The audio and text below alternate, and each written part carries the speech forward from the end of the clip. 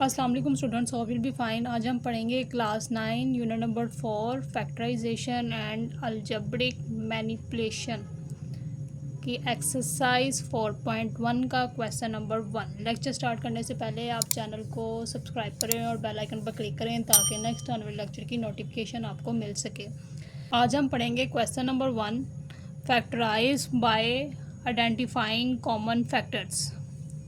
First part हमारे पास ये हमें गिवन है, ठीक है। हम इसको फैक्टराइज करेंगे। 6x + 12 हमें यहाँ पे गिवन है, ठीक है। तो हम क्या करेंगे, यहाँ पे इसको एज इट इज़ एक बार राइट करेंगे और इन दोनों में से देखें क्या कॉमन हो रहा है आपके पास। यहाँ 6 है, ठीक है, और यहाँ पे 12 है। 12 भी 6 के टेबल पे आता है और 6 भी 6 के टेबल पे आता है, तो हम 6 यहाँ से कॉमन कर लेंगे, ठीक है। यहाँ अंदर क्या बचेगा, ये 6 बाहर चला गया और ये x यहाँ पे हमारे पास एज इट इज़ आ गया, प्लस फिर ये 12 में से 6 जब बाहर जाएगा तो 6 के टेबल पर 12 कहाँ आता है, 2 पर, तो 6 2 ज़ा 12, ठीक है।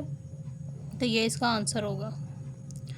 इसके बाद इसका पार्ट नंबर 2 सॉल्व करेंगे। 15y² + 20y हमें गिवन है, इसको यहाँ हम एज इट इज़ एक बार राइट कर लेंगे।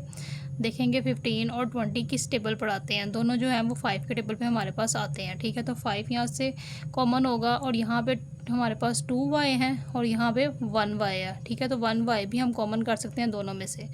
तो अंदर हमारे पास क्या बच जाएगा, 15 जो है वो 5 के टेबल पे कहाँ आता है, 5 3 ज़ा 15 होता है। 1y बाहर चला गया तो अंदर 1 बच जाएगा, ठीक है। एक 1 और ये 1, 2y हो जाएंगे ये, ठीक है। प्लस एज इट इज़ 5 के टेबल पे 20 कहाँ आता है, 5 4 ज़ा 20, ठीक है। और ये वाला y बाहर चला गया तो ये इसका आंसर है। इसके बाद इसका पार्ट नंबर 3 सॉल्व करेंगे। इसको भी ऐसे ही सॉल्व करेंगे। इसको यहाँ पे एक दफ़ा एज इट इज़ हम राइट करेंगे, ठीक है। देखेंगे इन दोनों में से कॉमन क्या आता है, दोनों देखें किस टेबल पर आ रहे हैं, दोनों 3 के टेबल पर आ रहे हैं, तो 3 यहाँ से कॉमन हो जाएगा। इसमें 2 टाइम्स x है, इसमें 1 टाइम x है, ठीक है। तो 1x हम कॉमन कर लेंगे, जो दोनों में से सेम हो रहा हो तो उसको हम बाहर कॉमन ले आते हैं। और माइनस साइन है, इसके साथ हम माइनस को भी बाहर कॉमन कर लेते हैं। तो अंदर हमारे पास क्या बच जाएगा, 12 3 के टेबल पे कहाँ आता है, 4 पर। ये माइनस जो है बाहर कॉमन हो जाएगा तो यहाँ अंदर प्लस बन गया और यहाँ से एक x बाहर चला गया तो एक x इसके अंदर रह जाएगा। इसी तरह ये माइनस बाहर चला गया, माइनस माइनस प्लस होता है तो ये प्लस बना देगा, ठीक है। कॉमन हो गया ना, तो ये माइनस बाहर जाने से अंदर वाली दोनों वैल्यूज़ प्लस हो गई हैं। तो 3 के टेबल पे 3 कहाँ आता है, 1 पर, 3 1 ज़ा 3, तो यहाँ 1 और ये x भी बाहर चला गया, ठीक है। तो ये जब पूरा बाहर जाएगा तो यहाँ क्या रह जाएगा, 1 रह जाएगा, तो ये इसका आंसर होगा। इसके बाद इसका पार्ट नंबर 4 सॉल्व करेंगे। ये भी इसी तरीके से सॉल्व करेंगे।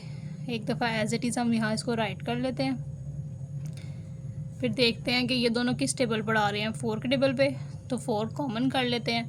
दोनों में a है तो 1 टाइम a ले आते हैं, यहाँ 2 टाइम है या 1 टाइम है, तो 1 टाइम ही हम कॉमन कर सकते हैं ताकि दोनों में से कॉमन हो सके, ठीक है। और यहाँ पे b 1 टाइम है और यहाँ 2 टाइम है, तो 1b भी बाहर ले आएंगे, ठीक है।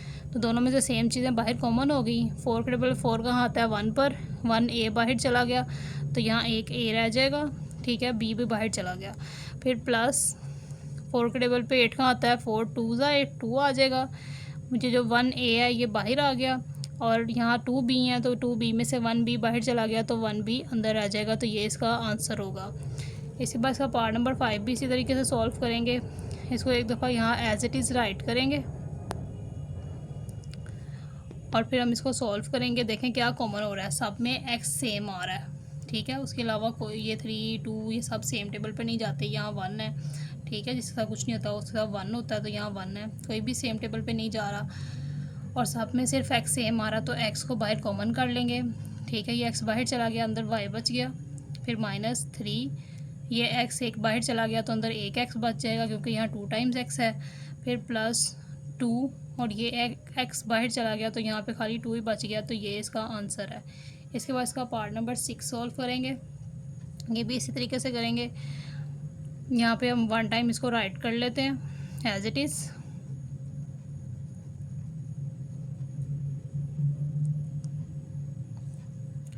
ठीक है, अब देखें इनमें से क्या कॉमन हो रहा है, 3 9 और 15 तीनों 3 के टेबल पर जाते हैं, तो 3 हम कॉमन कर लेते हैं। a सब में है तो 1 टाइम ए कॉमन कर लेते हैं क्योंकि यहाँ 2 टाइम है, यहाँ पे भी 1 टाइम है 1 टाइम है, तो 1 टाइम ही बाहर आ सकता है क्योंकि सब में सेम 1 टाइम ए ही है। इसी तरह बी भी है, तो बी भी 1 टाइम हम कॉमन कर लेते हैं। अंदर क्या बच जाएगा, 3 बाहर चला गया, 1 ए बाहर गया, 1 ए अंदर रह गया, बी बाहर चला गया। फिर -3 के टेबल में 9 का आता है, 3 3 ज़ा 9, 1 ए बाहर चला गया और यहाँ से बी एक बाहर गया तो 1 बी अंदर रह गया, ठीक है।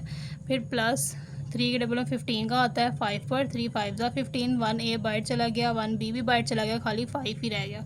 तो ये इसका आंसर है।